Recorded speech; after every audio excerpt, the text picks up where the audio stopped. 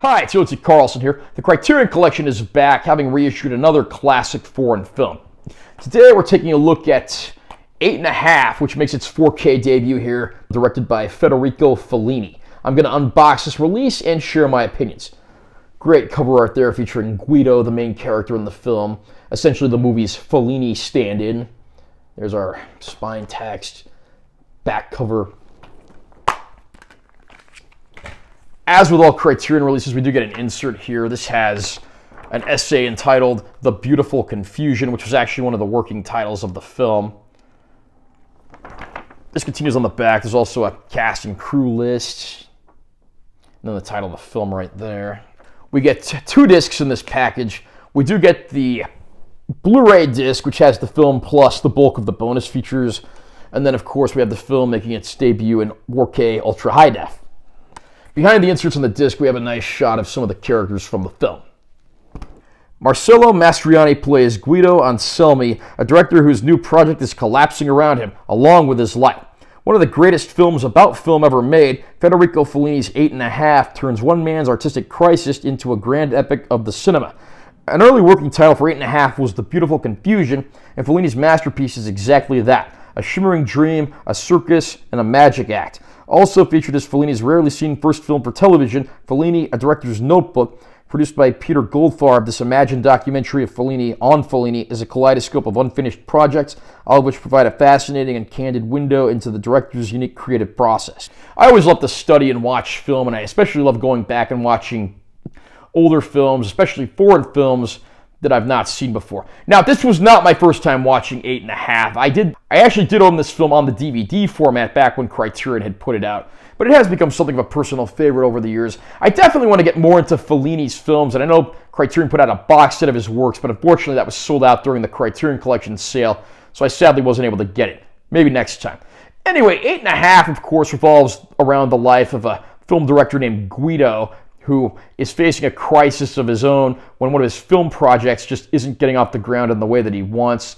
He's having a hard time securing the cast and crew that he needs, and meanwhile, his marriage and relationships are falling apart as well. The man is something of a womanizer, and this is beautifully demonstrated throughout the film. So, while the character certainly is depicted as sympathetic, he's also shown as not being without his flaws, which I really think works to the movie's advantage. The movie has a great cast of actors here, and of course the crew behind the camera equally talented.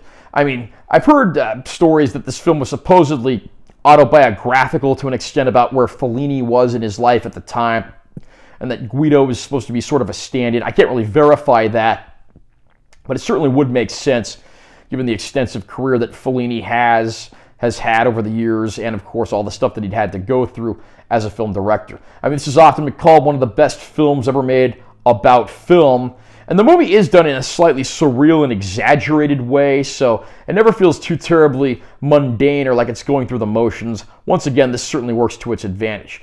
8½ does clock in at nearly 140 minutes, so even at about 2 hours and 20 minutes, fortunately it's never boring. Fellini always manages to keep his leading man and all of the scenery around him pretty interesting. We get a great musical score composed by Nino Rota, the man who is best known for working with Fellini, but is probably better known to mainstream audiences for doing the musical score for the Godfather movies several years later. So it's a fantastically acted, fantastically made film about film, a personal favorite, and I'm really glad to see it finally making its debut on 4K Ultra High Def. Now, this 4K disc does not include HDR, which has actually been the case for a lot of these black and white films that they've been putting out lately. But luckily, it doesn't make a huge difference here because this is an absolutely phenomenal looking 4K disc with, deep dark inky blacks, but it's also got brighter whites when they're needed, and it's a pretty well done contrast, tons of detail in the image. This is actually struck from the same newer master of the film that was used for the Blu-ray disc that first appeared in the Essential Fellini box set from Criterion. So it is an upgrade from the master that was used for the older Blu-ray disc, and that's something worth keeping in mind. It is a great looking disc, and I'm very happy to see it here. There is a pretty good assortment of bonus features on that Blu-ray disc as well. As mentioned, it has the Fellini Director's Notebook on there, but then it's also got a featurette about Nino Rota, the composer, and then many of the other cast and crew and a lot of other things. There's even an introduction to the film from Terry Gilliam of Monty Python fame, who of course went on to become a pretty famous director in his own right, and perhaps maybe the man who best understands this film compared to others. So all in all, it's a fantastic movie, it's a great looking disc, and there's a huge supplement package. So if you're a fan of classic foreign films or just cinema in general, 8.5 is a movie that's certainly worth looking into. And Criterion has certainly done right by the movie with this 4K release. Absolute highest recommendations here. How about you? Are you a fan of the cinema of Federico Fellini? What do you think of 8.5? Do you think this is his best movie? Think it's his most memorable one? Did you pick up the 4K disc yet? Comment down below and let me know what you think. Also, remember to subscribe to this channel for more content. I'm always posting new videos. And make sure to listen to like if you found it helpful. I'm Taylor T. Carlson. I'll see you next time.